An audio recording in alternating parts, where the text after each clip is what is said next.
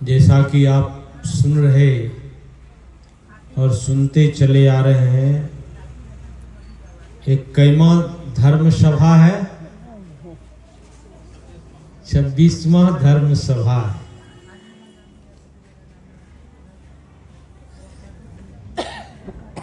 बड़ा अच्छा है।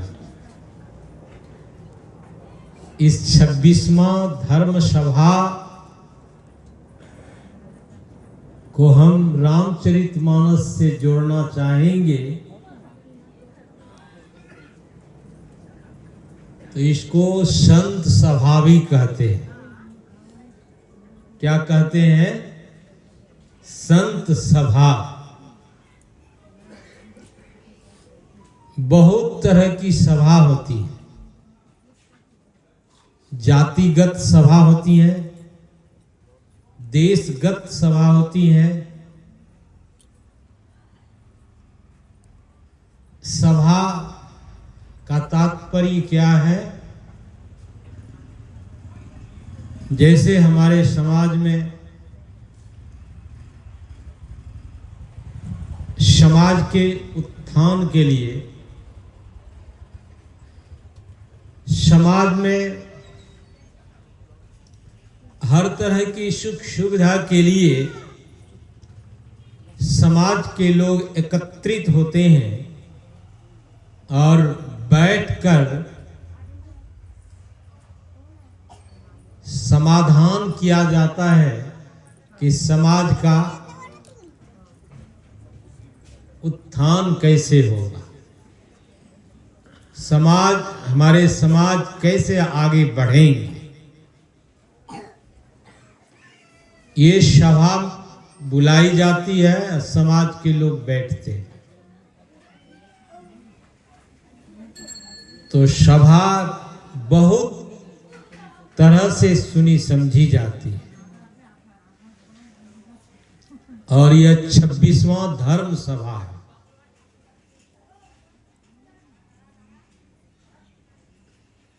लेकिन रामचरितमानस में सभा किसको कहा है? मानस को देखेंगे तो उसमें है संत सभा अनुपम अवध। संतों की जो सभा है, ये किसकी सभा है? संतों की सभा है।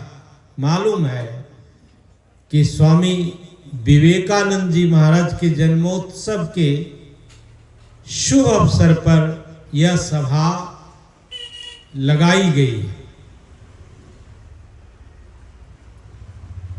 और आज 26वां है। तो क्या स्वामी विवेकानंद कैसे महापुरुष थे, उसका हम वर्णन कर सकते हैं। देश का कितना उपकार किया है, कहा नहीं जा सकता है।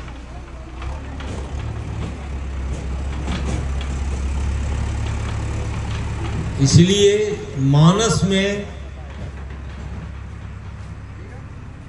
संत सभा अनुपम अवध कहा है।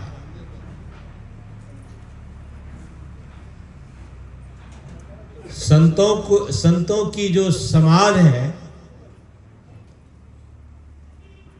जहां सभा होती हैं संतों के, वह अवध है। कौन सा अवध है? फैजाबाद वाले अवध नहीं। अवध उसको कहते हैं जहां पर वध नहीं होता है,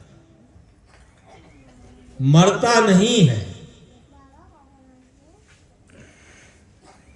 उसको अवध कहते हैं। यानी आवागमन का चक्र जहां छूट जाता है, असली अवध वही कहलाता है। तो संतों के सभा में वही ज्ञान सुनाया समझाया जाता है कि उस अवध को प्राप्त करो, जिस अवध को प्राप्त कर लेने के बाद मानस से भी आप पाठ सुन रहे थे। भगवान शिव ने मां पार्वती से कहा था कि राम के कृपा जब किसी पर हो जाए तो उसका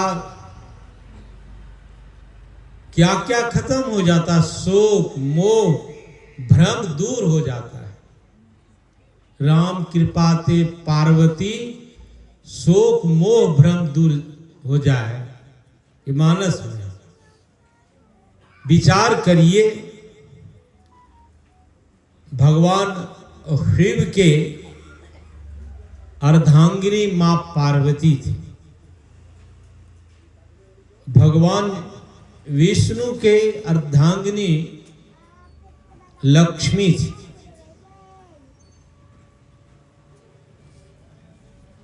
कहने का आशय यह है कि यहां जितने भी आए हैं इस संतों की सभा में, उस अवध में पहुंचने के लिए, उस अवध का ज्ञान जानने के लिए कि जिस अवध में जाकर शोक मोह भ्रम दूर होता है। यहां जो आप लोग आए हैं, क्या आप कह सकते हैं कि एक आध घंटा में हमारा शोक मोह भ्रम दूर हो जाएगा? इसलिए सत्संग नित्य और ध्यान नित्य रहिए करत संलग्न हो। जो रोज सत्संग करते हैं, नित्य हमेशा सत्संग करते हैं, चाहे वह किसी भी भाषा के ज्ञानी हो। हिंदी हम तो हिंदी में सुना रहा हूं, यहाँ बंगाली भाषा है। जब कभी मैं भी राजस्थान गया था इसी ज्ञान को सुनाने समझाने के लिए, वहां की राजस्थान की भाषा है। कभी पंजाब जाता हूं, पंजाब की भाषा, लेकिन हिंदी सुना समझते हैं।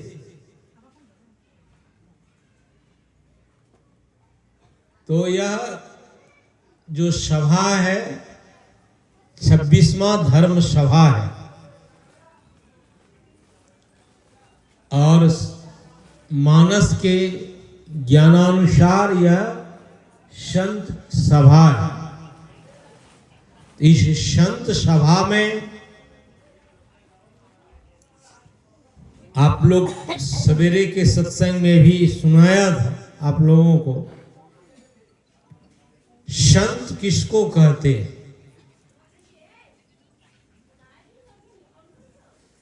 शांति स्थिरता व निश्चलता को कहते हैं। शांति को जो प्राप्त कर लेते हैं, कौन क्या कहलाते हैं? वही संत कहलाते हैं। हमारे परमाराध्य सदगुरु महाराज ने बहुत थोड़े शब्दों में, कौन नहीं शांति चाहता है और बिना शांति से क्या सुख मिलेगा? शांति उसी को कहते हैं जो स्थिर तत्व है, जो निश्चल तत्व है। कहिएगा कि महाराज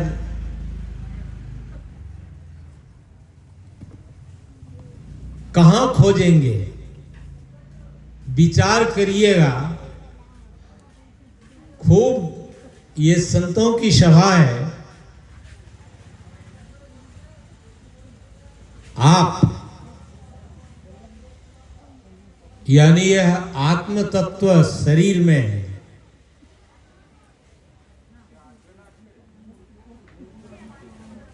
तो शरीर क्या हो रहा है? स्थिर है। क्यों नहीं स्थिर है? आत्म तत्व ही निश्चल है, स्थिर है। आत्म तत्व को ही परमात्म तत्व कहते हैं। लेकिन पंच तत्वों से मिश्रित होने के कारण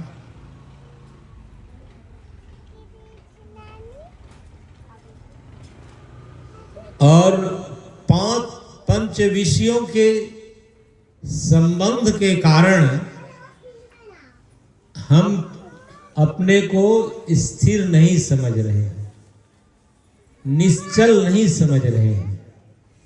लेकिन हम स्थिर हैं, हम निश्चल हैं। जब आपको ज्ञान का आपके अंदर में ज्ञान का जन्म होगा तो यह समझ सकेंगे। यदि अज्ञान का जन्म करते रहेंगे, अज्ञानमय बने रहेंगे, तो यह ज्ञान आपके अंदर नहीं आ सकता।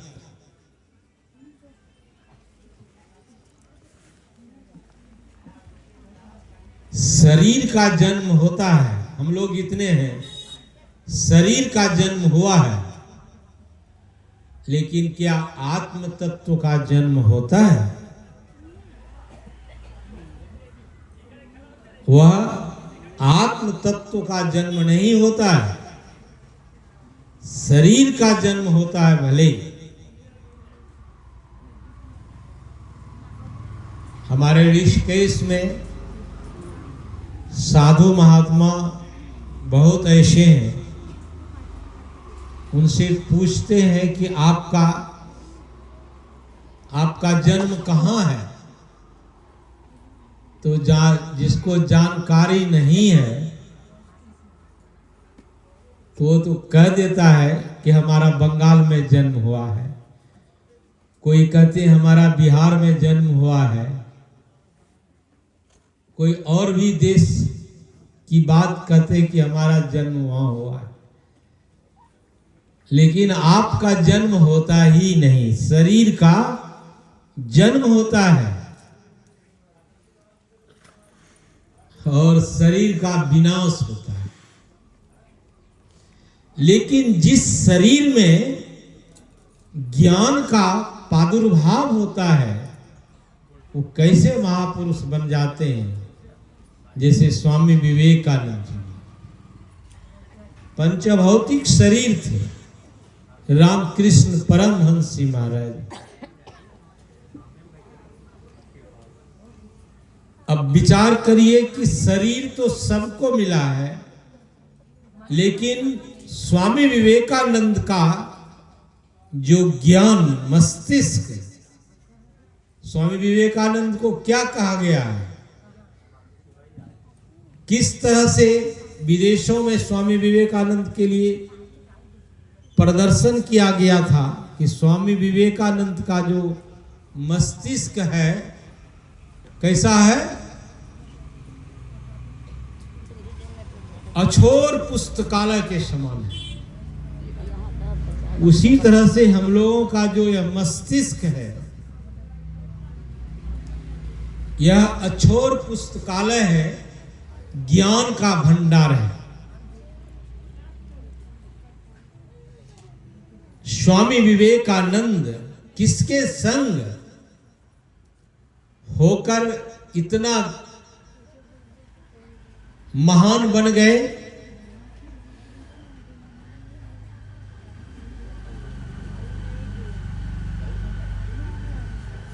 अभी आप स्वामी विवेकानंद का पहला नाम क्या था? याद आता है? स्वामी विवेकानंद का पहला नाम क्या था? बचपन का नाम क्या था? नरेंद्र नाथ। कैसा संस्कार था नरेंद्र नाथ का? 5-6 वर्ष के थे। देखिए सुनाया क्यों जाता है, महापुरुषों के चरित्र का बखान इसलिए की जाती है कि सीखना चाहिए।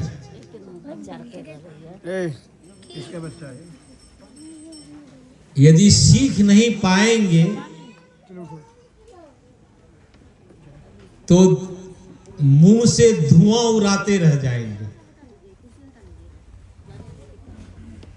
नहीं सीख पाएंगे तो मुंह से धुआं उड़ाते रह जाएंगे। यह अनमोल मानव जीवन निरर्थक चला जाए, सार्थक नहीं होगा।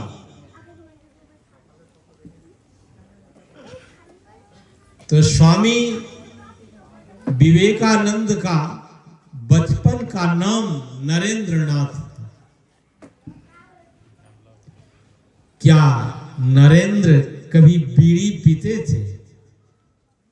कभी सिगरेट पीते थे और भी मादक द्रव्य का सेवन करते थे? आज जो स्वामी विवेकानंद जो नरेंद्र के नाम से बचपन से, देखिए उसके जीवन में कभी वह नशा पान नहीं किया।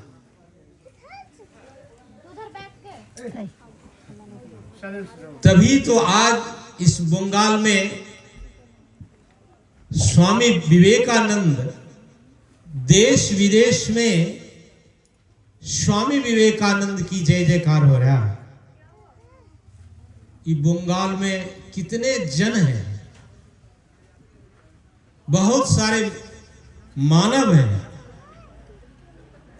स्वामी विवेकानंद के चरित्र को यदि देखकर, सुनकर, समझकर आचरण में उतार ले तो वह व्यक्ति भी महान बन सकता है।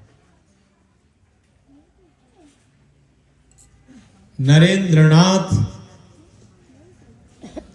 4-5 वर्ष के थे। कैसा संस्कार था, मैं तो सुनाना चाहता हूं। जो आप लोग जहां भी हैं, माइक से जहां तक आवाज जा रही है, खूब सुनिए, समझिए और स्वामी विवेकानंद के ज्ञान को अपनाइए। उनके आचरण विचार को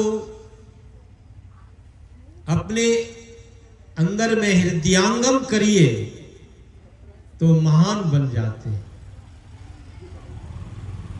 तो मैं यही सुनाना चाह रहा था कि स्वामी विवेकानंद 4-5 वर्ष के थे। अभी भी तो बच्चे 4-5 वर्ष वाले हैं, बैठे हैं सत्संग में।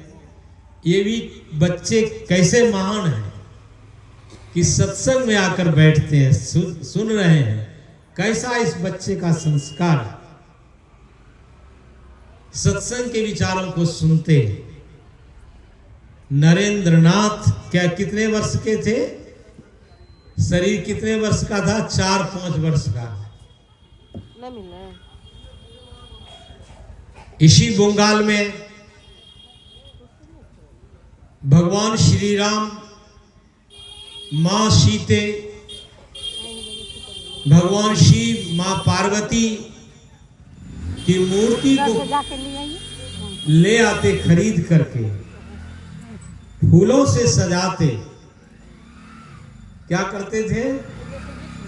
फूलों से सजाते और बैठकर 4-5 साल के नरेंद्रनाथ बैठ करके आंख बंद करके साधना करते थे। आंख बंद करके, यह आया है प्रसंग में कि 4-5 साल के जो नरेंद्रनाथ थे बैठ करके कैसे बैठते थे? भगवान श्री राम, मां सीते, भगवान शिव, मां पार्वती का प्रतिमा खरीद लाते थे और फूलों से सजाकर बैठकर ध्यान करते थे। आंख बंद किया और साधना करते थे। कैसा संस्कार! यहाँ भी इस सभा में 4-5 साल के बच्चे भी बैठे हैं। यदि मनोयोग पूर्वक से सुन रहे हैं तो उनका भी संस्कार बढ़ रहा है। सत्संग में बच्चे को आना भी बहुत उत्तम होता है। और जो बड़े लोग हैं, बड़े लोगों को तो आना ही चाहिए। बड़े लोगों को आना ही चाहिए सत्संग सुनने के लिए। तो यह ध्यान की जो पद्धति है, जो जिनके जीवन में यह संस्कार है, अभी आप लोग संस्कार को बढ़ाने के लिए आए हैं, उत्तम संस्कार को बढ़ाने के लिए आए हैं, निकृष्ट संस्कार को दूर करने के लिए आए हैं। ऐसे ऐसी सभा में आप बैठेंगे, ऐसे ऐसे महापुरुषों के विचार को सुनेंगे तो कितना उत्तम उत्तम संस्कार बनेगा। आश्चर्य लगता है कि स्वामी विवेकानंद का शरीर का जन्म कब हुआ था? 1863 में। गोस्वामी जी ने बड़ा बढ़िया वर्णन किया है। 1863 को जब आप देखेंगे, हमारे संसेवी परमहंस जी महाराज सुनाते थे,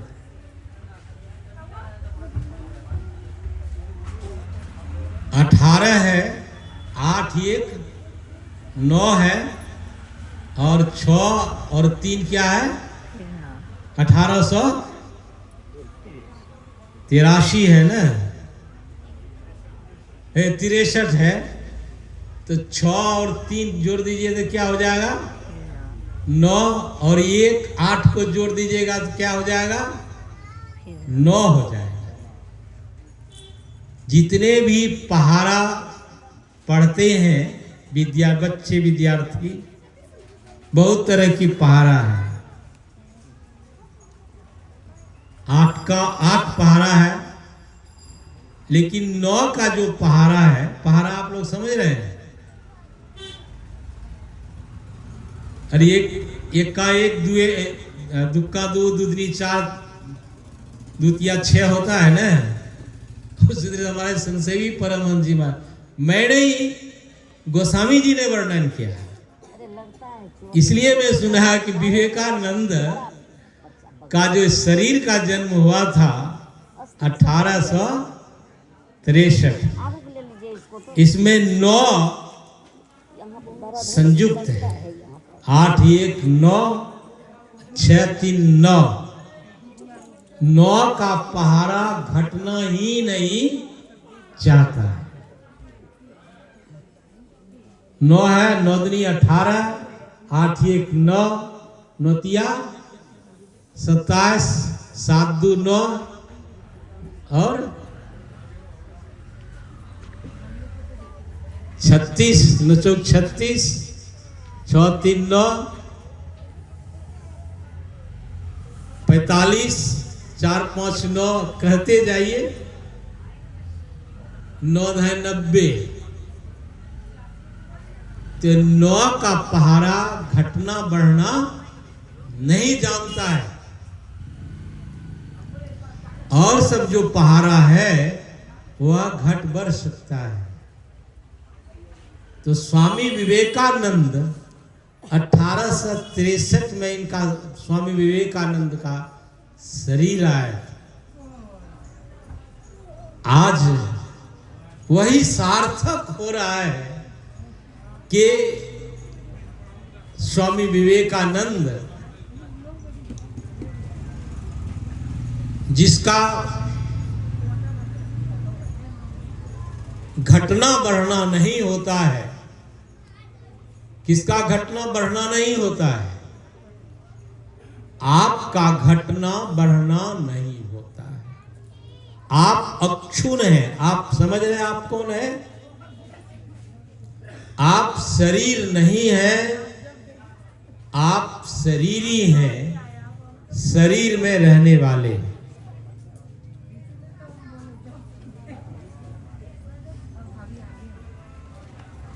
तो हमारे स्वामी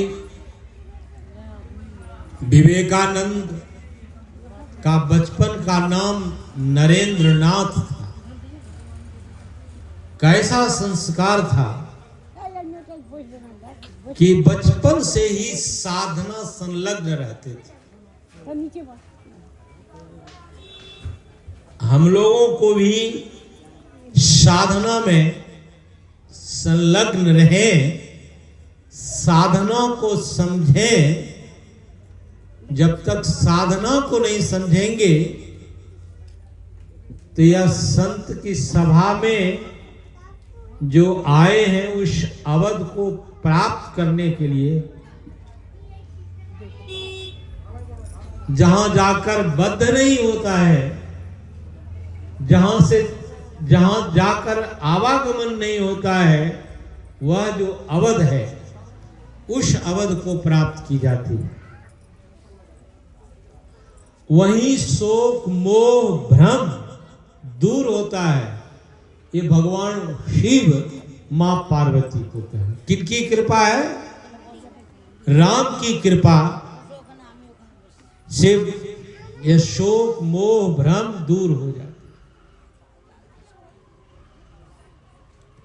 चलिए, तो मैं और भी आप लोगों को, हमारी माता बहन तो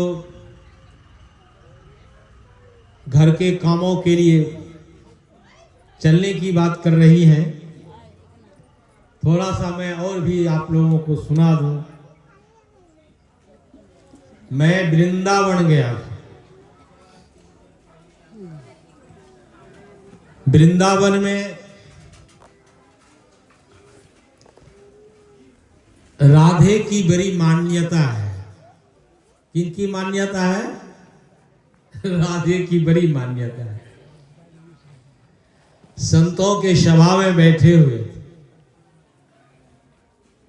महात्मा मंच पर सुना रहे थे, प्रवचन सुनाने के कार्यक्रम में उन्होंने कहा, सब कोई बोलिए राधे राधे राधे। मैं चुप था तो देखा कि महात्मा नहीं बोल रहा है राधे राधे।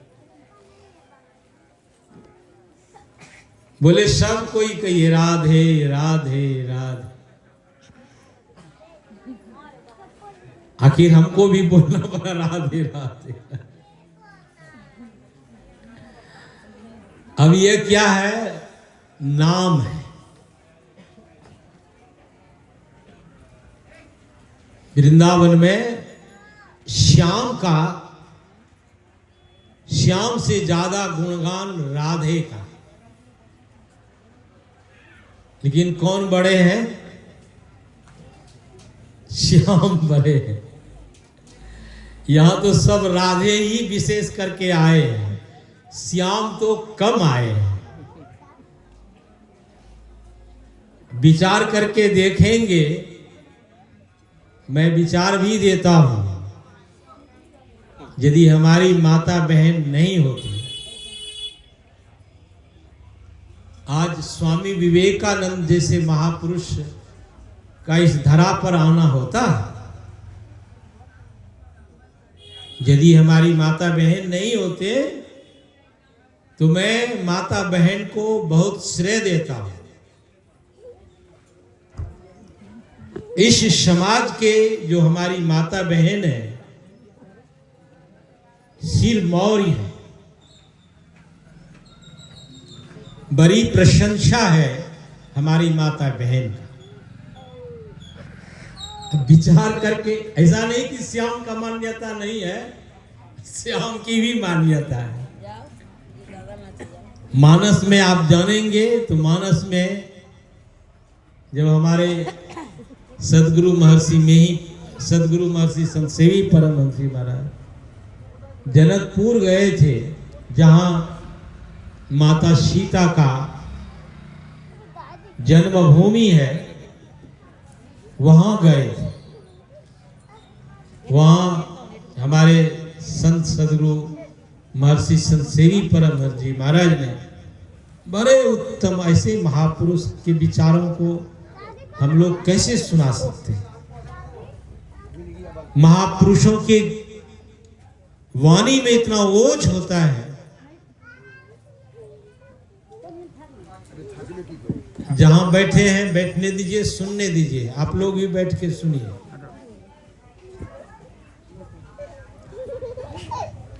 आप लोगों को विचार करने के लिए कहूंगा कि हमारी माता बहन अधिक से अधिक आए हुए, यानी राधे बहुत अधिक आए हैं, श्याम तो कम है। मैं तो चाहूंगा कि श्याम भी राधे के बराबर हो जाए तो बड़ा अच्छा हो जाए। लेकिन देखिए, पहले सीता, कोई राम सीता कहते हैं, सुने हैं कहीं राम सीता कहने के लिए? पहले किसका नाम लेते हैं? सीता का। इसके बाद पीछे पहले किसका नाम लिया जाता है? राधे का। इसके बाद कौन आगे हो गए?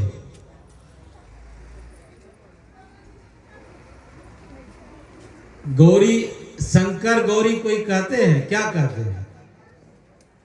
गौरी शंकर का। मैं यही समझाना चाहता हूं कि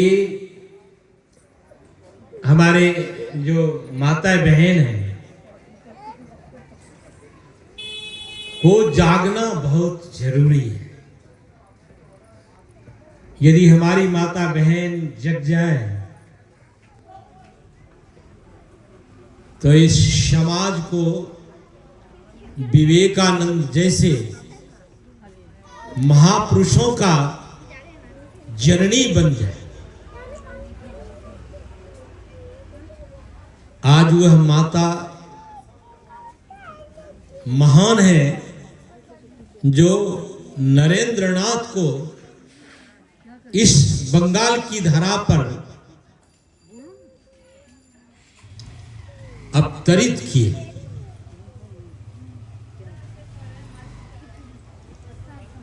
तो सुन रहे थे, धन जननी जिन जाया है सुत संत सखी।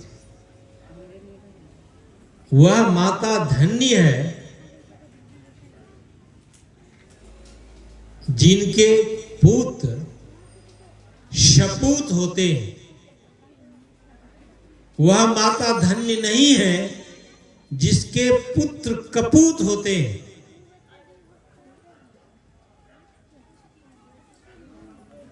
तो हमारी जो माता है उनका धन्य कब है? जब ऐसे स्वामी नरेंद्रनाथ, स्वामी रामकृष्ण परमहंसी महाराज, गौरांग महाप्रभु के जन्मदात्री माता कितने महान हैं। तो ये सब जो माताएं हैं, क्या यह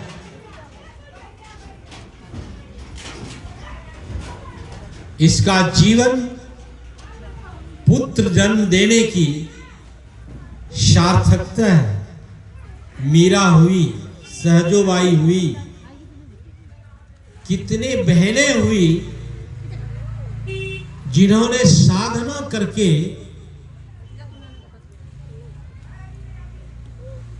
उस परम तत्व का साक्षात्कार किया।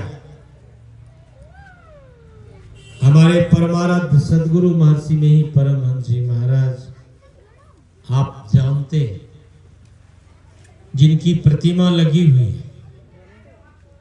स्वामी विवेकानंद ने विवाह किया क्या? स्वामी विवेकानंद ने ब्याह किया नहीं। बहुत कोशिश किया गया स्वामी विवेकानंद को विवाह करने का, लेकिन स्वामी विवेकानंद का ख्याल क्या था? अपने भारत देश के मुख को उज्जवल करने।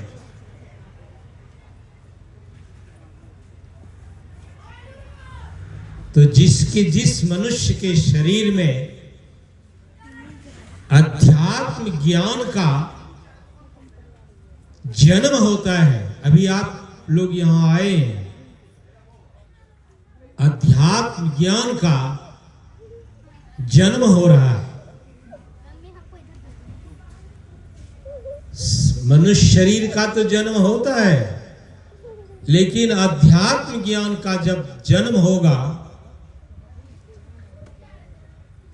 और वह उसका पालन होगा, पोषण होगा, तो वह कैसे महान जन होंगे। इसलिए मैं कभी कभी सुनाता हूं संतों के विचार को। 3 सजावट देश को, कौन सजाता है देश को? 3 सजाता देश को। सजाने वाले का नाम 3 बताया गया। कौन कौन है? सती, सूरमा और संत। सती किसको कहते हैं? जो पतिव्रत में मजबूती से रहते हैं, जो सूरमा होते हैं, युद्ध के मैदान में पीठ नहीं दिखाते हैं, और संत, ये 3 देश को सजाते हैं। इस बंगाल में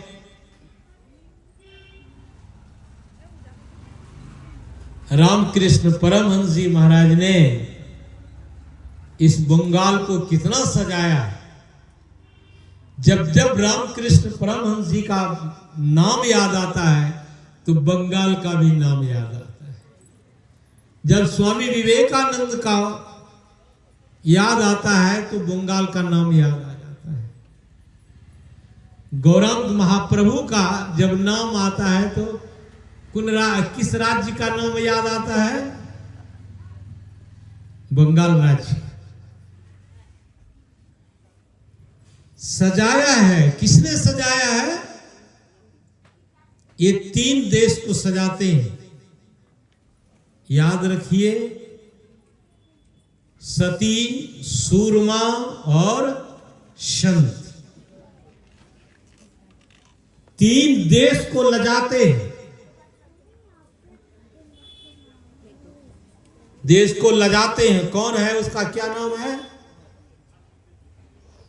कामी। आप लोग कामी समझते होंगे, किसको कहते हैं?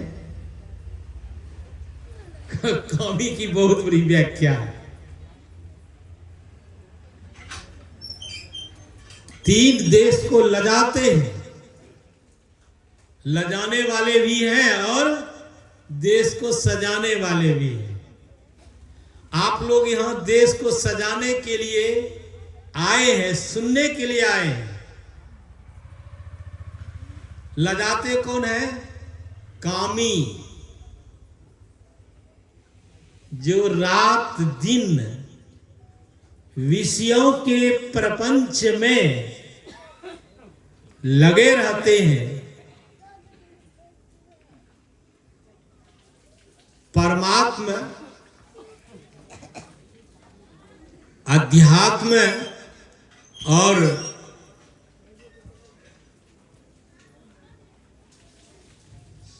सत्संग साधना का ज्ञान नहीं सुनते समझते हैं, वह देश को क्या करते हैं, समाज को क्या करते हैं, लजाते हैं, इसको कामी करते हैं, रात दिन हाय हाय करते रहता है, कुछ भी समय नहीं निकालता है भगवत भजन करने के लिए।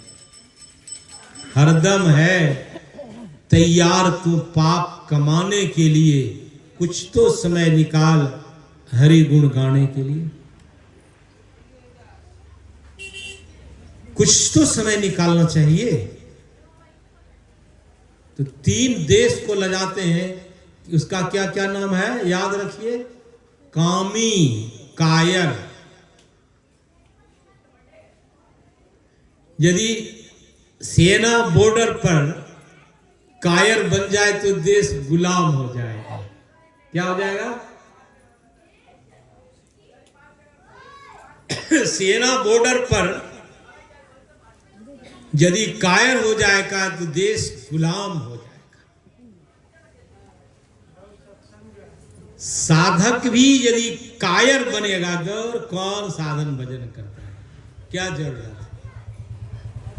खाओ पियो करो आनंद, और बस खाओ पियो करो आनंद के चक्कर में लगा, इसको कायर कहते हैं। उसका जीवन इसी तरह से चला जाता है और लजाता है देश को, समाज को। कूर कहते हैं दुष्ट को। देश को 3 लजाते हैं, कामी, कायर और कूर, दुष्ट। जो दुष्ट प्रकृति के लोग होते हैं वह समाज को बिगाड़ता, समाज का उत्थान नहीं करता। इसलिए सत्संग में यह सुनाया समझाया जाता है कि देश को सजाना है, देश को लजाना नहीं है। तो ऐसे सत्संग में आइए और यहाँ आकर संतों के विचार को सुनिए, समझिए और साधना रत हो जाएंगे। तो जो अभी राधे राधे की बात सुन रहे थे, थोड़ा सा क्या समय लूं? और समय तो हो गया है, थोड़ा सा आप लोगों का समय।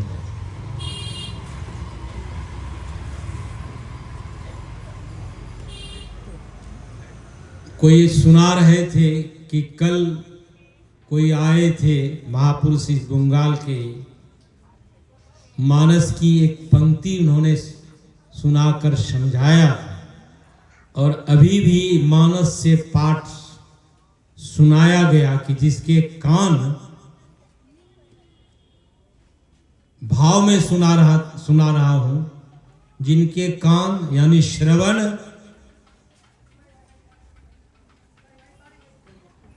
और भगवत कथा नहीं सुनता है, उसका कान किस तरह का है? सांप के बिल के समान। आंख से संतों का दर्शन नहीं करते हैं, वह आंख किस तरह का है? जैसे मयूर के पंखों में आंख होती है। क्या मयूर के पंख में जो आंख है, क्या वह देख पा रही है? जो पैर सत्संग में संत महात्माओं के दर्शन में नहीं आते हैं, वह पैर भी सार्थक नहीं है, वह निरर्थक है। इसीलिए अभी पाठ में आप लोगों मानस से सुनाया गया, उसी मानस में आया है। ये तो संतों के संग होने का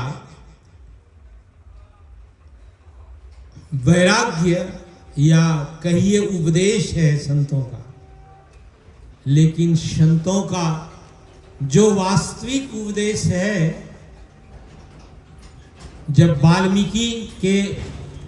वाल्मीकि ऋषि के पास में भगवान श्री राम त्रेता में गए थे, तो वाल्मीकि ऋषि से भगवान श्री राम ने पूछा था कि मैं कहाँ रहूं, बताइए। ज्यादा समय मैं लेना नहीं चाहूंगा।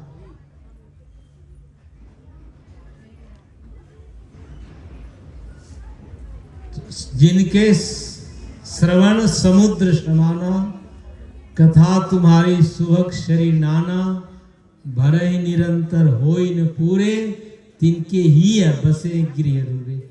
ये वाल्मीकि जी महाराज। वह कान सार्थक है जो इस ज्ञान को सुन रहे हैं। चलिए मैं वाणी को विराम देता हूं। श्री सद्गुरु महाराज।